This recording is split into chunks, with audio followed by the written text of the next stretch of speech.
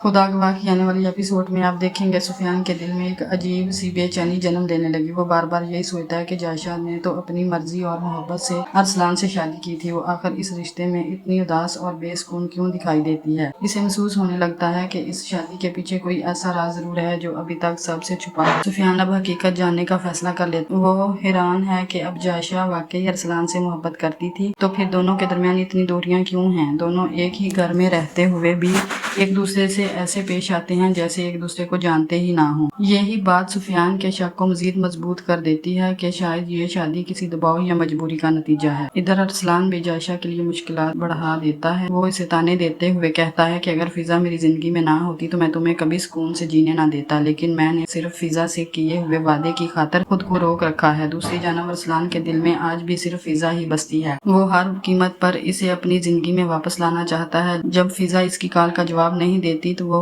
परेशान हो जाता है और सोचता है कि शायद इसकी वालदा ने फोन ले लिया होगा। इसीलिए वो इरादा करता है कि फिजा को नया मोबाइल खरीद कर देगा। लेकिन जब फिजा इसे बताती है कि आमिर ने इसे नया फोन तोहफे में दिया है तो अरसलान का गुस्सा सातवें आसमान पर पहुंच जाता है। वो फौरन इतराज करता है कि तुमने आमिर से तोहफा कबूल क्यों किया। फिजा इस बार खामोश नहीं रहती। वो साफ अल्फाज में कह देती है कि जब तुम अपनी जिंदगी के फैसले खुद कर सकते हो तो मुझे भी अपनी मर्जी से जीने का पूरा हक है। मैं किसी की पाबंद नहीं हूँ। ये जवाब सुनकर अरसलान मजीद भड़क उठता है और इसे हुक्म देता है कि फौरन फोन वापस करें और आइंदा आमिर से किसी भी किस्म का तल्लुक ना रखे। मगर फिजा अब इसकी किसी बात को अहमियत नहीं देती। वो जानबूझकर ऐसा जाहिर करती है कि जैसे वो आमिर के साथ अपनी नई जिंदगी शुरू करने लगी है। इसी वजह से अरसलान और फिजा के दरमियान इख्तिलाफात मजीद बढ़ जाते हैं। फिजा अब ये मान चुकी है कि अरसलान शादी के बाद इसका नहीं रहा, जबकि अरसलान अब भी पूरी शिद्दत से फिजा को हासिल करना चाहता है। दूसरी तरफ अरसलान जब भी जायशा को देखता है तो इसे का गुस्सा काबू से बाहर हो जाता है। वो इसे धमकाने की कोशिश करता है, लेकिन जायशा फौरन निकाहनामे पर दर्ज अपनी तमाम शराइत याद दिला देती है। इसे शराइत की वजह से अरसलान भी बेबस हो जाता है क्योंकि ये कुछ किए बगैर गुस्से से वहां से चला जाता है। कहानी अब एक नया रुख तैयार करने वाली है। फिजा आस्ता आस्ता आमिर के दिए हुए तोहफे कबूल करना शुरू कर देगी और इसके करीब भी आने लगेगी। वो अरसलान को यह एहसास दिलाएगी कि अब वो आमिर के साथ खुश और मुस्तकबिल भी इसके साथ गुजारना चाहती है। लेकिन अरसलान हार मानने वालों में से नहीं है। वो फिजा को वापस पाने के लिए हर मुमकिन कोशिश करेगा।